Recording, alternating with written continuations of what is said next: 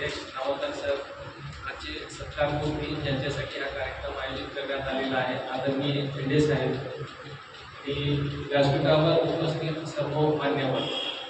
आजचा कार्यक्रम हा भेंडे साहेबाला निरोप समारंभ म्हणून देण्यात आलेला आहे. पण निरोप समारंभाच्या ऐवजी मी असं म्हणेन की बाबा साहेबांनी 3 वर्ष उदगीरमध्ये जे काही न्याय देण्याचं काम केलेलं आहे त्याच्यासाठी हा एक ट्रिब्यूट किंवा त्याच्यासाठी एक आमच्याकडून साहेब तुम्हाला ही अवधी आहे आपल्या कामाची. निरोप म्हणजे हे काही असं त्याच्यानंतर आपली भेट काही होणार नाही असा ती बाब नाही.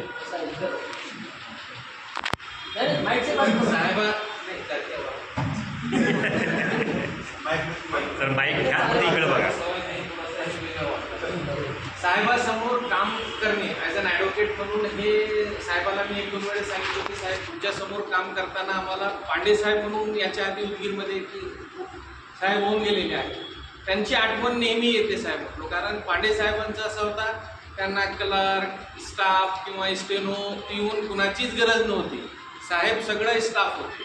तर त्यांच्यानंतर जर ती काम करण्याची जी काही माणसामध्ये हे एक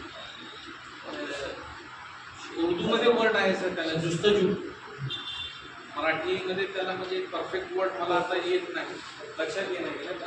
तर कामासाठी जे प्रामाणिकपणा पाहिजे तर ते साहेबामध्ये बघण्यात आलं. सकाळी 10:30 जर म्हटले साहेब, आता समजा माझा आणि पटेल साहेबाचा मॅटर आहे, उद्या सकाळी 10:30 वाजता आर्ग्युमेंट, तर 7:10-20ला साहेब डाईसवर असायचे.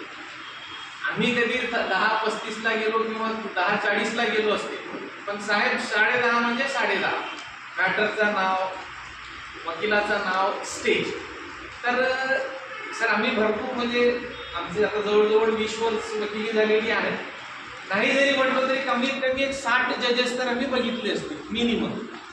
पण त्या लोकांमध्ये आणि आपल्यामध्ये जे बेसिक डिफरन्स जे माझ्या बघण्यात आला, तर दुसरे कसे आहेत सर रिझल्ट ओरिएंटेड, किंवा बाबा आम्हाला एवढे पॉईंट्स पाहिजेत, आम्हाला 4 सिव्हिलचे 2 क्रिमिनलचे किंवा 4 क्रिमिनलचे 2 सिव्हिलचे जजमेंट द्यायचे आहेत, आमचा कोठा कंप्लीट झाला.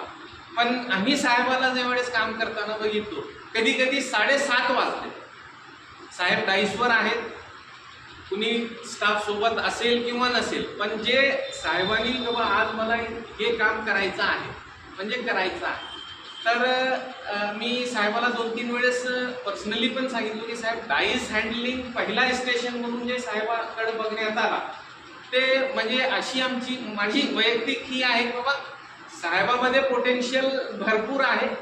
आता आमचा कुठला किंवा साहेबाचा बॅटला की बाबा साहेब उशिरा थोडासा ज्युडिशरीमध्ये आले, साहेब जर थोडा लवकर ज्युडिशरीमध्ये आले असते तर मी म्हणजे ठामपणे हे सांगू शकलो असतो बाबा साहेब 100% हायकोर्टपर्यंत कमीत कमी गेले असते. आता म्हणजे साहेबाचं वय किती आहे मला माहीत नाही, पण थोडा उशीर झालाय असं वाटतंय.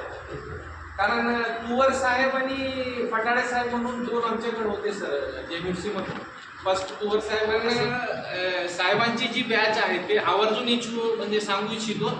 त्याच्यामध्ये प्रत्येक नवीन जे अपॉइंट जजेस होणारे आहेत किंवा जे झालेले आहेत त्यांचे जजमेंट्स हायकोर्ट स्वतः मागून घेते त्यांच्या व्हेरिफिकेशनसाठी प्रोबेशन पिरियडमध्ये. तर त्याच्यामध्ये साहेब आणि साहेबासोबत अजून 2 जजेस, या 3 लोकांना हायकोर्टाने स्पेसिफिकली त्यांचे जजमेंट्स, त्यांची रिझनिंग्स, त्यांचे फाइंडिंग्स आणि जजमेंट देताना जे निष्कर्ष साहेबांनी दिलेले आहेत त्याच्यासाठी विशेष ॲप्रिसिएशन ऑनरेबल हायकोर्टाने दिलेलं आहे. तर ही जी हायकोर्टाने जी दखल घेतलेली आहे किंवा जे ॲप्रिशिएट केलेलं आहे हा साहेबाच्या कामाची ती पावती आहे. आणि साहेब उदगीरचा बार आपल्याला कधीही विसरणार नाही.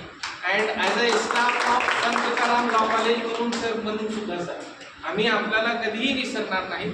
कारण आपण कोणत्याही कार्यक्रमाला नावंदर सरनी ज्या ज्या वेळेस आपल्याला हाक दिलेली आज्ञा करून देव आपल्याला समृद्धी, स्वास्थ्य आणि आपल्या कामामध्ये अजून परफेक्शन द्यावा एवढी इच्छा मी देवचरणी आपल्या ईश्वरचरणी सांगतो आणि माझे 2 शब्द थांबवतो. बोलण्याची संधी दिली आपण ऐकून घेतला त्याच्याबद्दल